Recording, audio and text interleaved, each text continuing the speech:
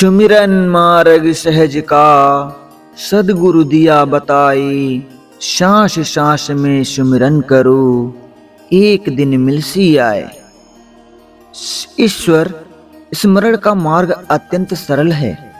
सदगुरु ने हमें यह बताया है। हमें प्रत्येक सांस में ईश्वर का स्मरण करना चाहिए। एक दिन निश्चय ही प्रभु हमें मिलेंगे। सुमिरन की सुधियो करो, जैसे कामी काम। एक पलक बिसरे नहीं, निस दिन आठो याम। ईश्वर के स्मरण पर उसी प्रकार ध्यान दो जैसे कोई लोभी कामी अपनी इच्छाओं का स्मरण करता है। एक क्षण के लिए भी ईश्वर का विस्मरण मत करो। प्रत्येक दिन आठों पहर ईश्वर पर ध्यान रखना चाहिए।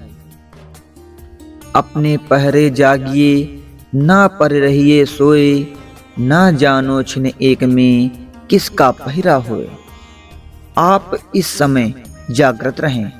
यह समय सोने का नहीं है। कोई नहीं जानता किस क्षण आपके जीवन पर दूसरे का अधिकार हो जाए। समय का महत्व समझें। राम नाम सुमिरन करें, सदगुरु पद निज ध्यान। आत्म पूजा जीव दया, लहे सुमुक्ति अमान।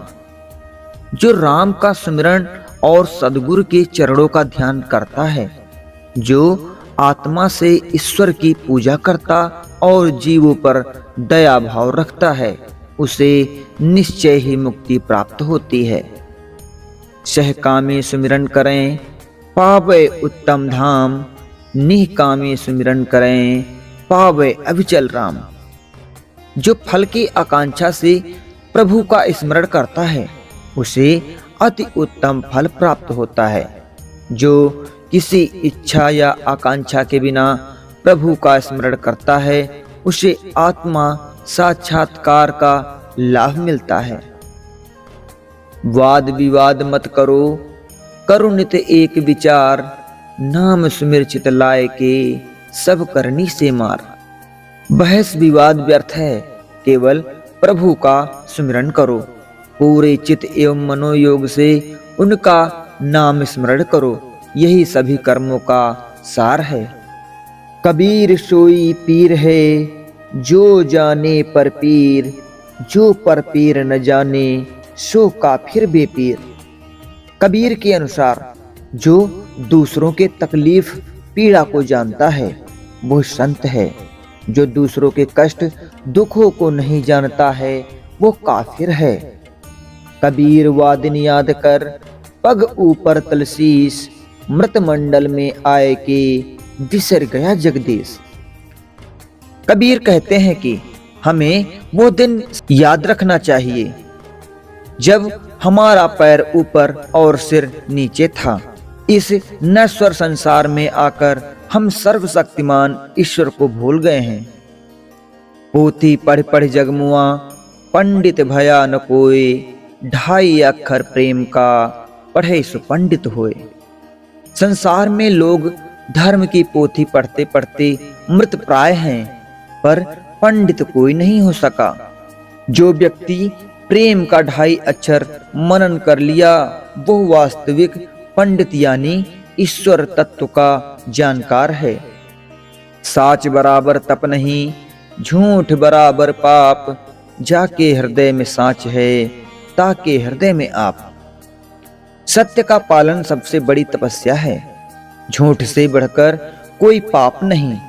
जिसके हृदय में सत्य का वास है, प्रभु उसके हृदय में निवास करते हैं। जहां दया वहां धर्म है, जहां लोभ तहां पाप। जहां क्रोध तहां काल है, जहां क्षमा तहां आप। जहां दया है वहां धर्म है। जहां लोभ लालच है, वहां पाप है। जहां क्रोध है, वहां काल या मृत्यु है। जहां क्षमा है, वहां साक्षात प्रभु का वास है। गुरु गोविंद दोनों खड़े, काके लागू पाए। बलिहारी गुरु आपने, गोविंदियो बताए। कबीर गुरु की महिमा का वर्णन करते हैं।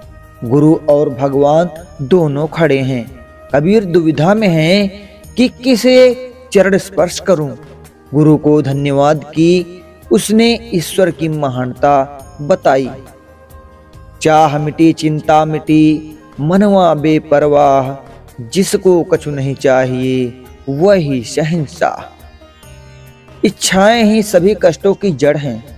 जिसकी इच्छा समाप्त है उसकी सारी चिंताएं भी दूर हो गई हैं तथा उसका मन भी उल्लासपूर्ण हो जाता है।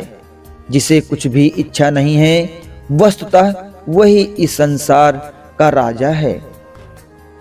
बूढ़ा वंश कबीर का उपजा पूत कमाल, हरि का सुमिरन छोड़ के घर ले आया माल।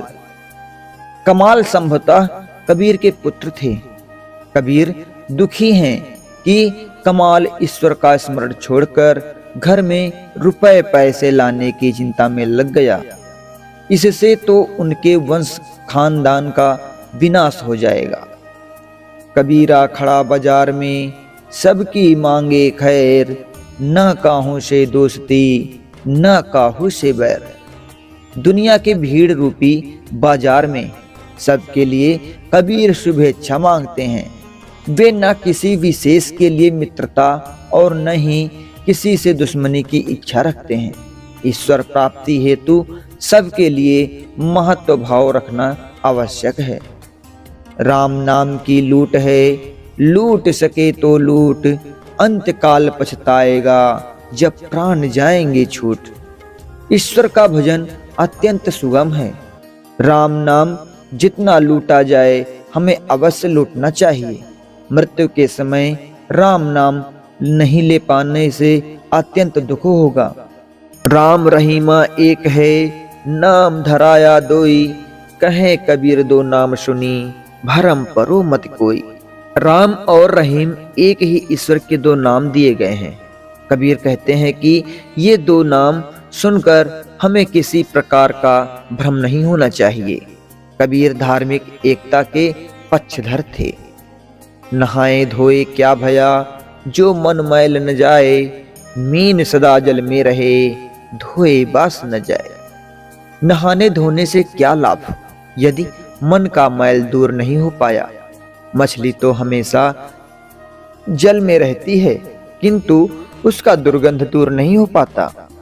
कबीर मानो विकारों को दूर करने पर बल देते हैं।